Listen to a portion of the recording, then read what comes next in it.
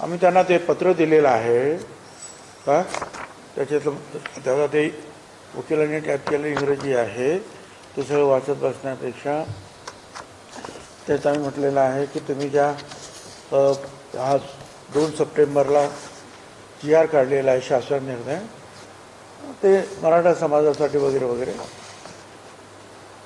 तर हा निर्णय घ्यायच्या अगोदर माध्यमामध्ये आलेल्या बातम्या आणि तत्कालीन जी परिस्थिती पाहता घाईघाईत एका समाजाच्या दबावाखाली मंत्रिमंडळासमोर न ठेवता हरकती व सूचना न मागवता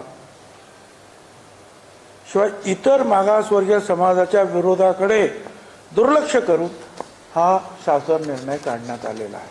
हा एक मुद्दा मी मांडला। सद्यस्थितीत ओबीसी घटकात 350 अधिक जातीचा समावेश आहे, त्यामुळे त्या सगळ्यांवर त्याच्यामुळे त्यांच्या हक्कावर गदा येईल। या शासन निर्णयात मराठा समाजा शब्द प्रयोग केला आहे। प्रत्यक्षात कुणबी व मराठा 2 भिन्न जाती आहेत हे महाराष्ट्र शासनानं मान्य केलेलं आहे। कुणबींना ओबीसी तर मराठा समाजाला सामाजिक व शैक्षणिक दृष्ट्या मागासवर्गीय ACBC म्हणून शिक्षण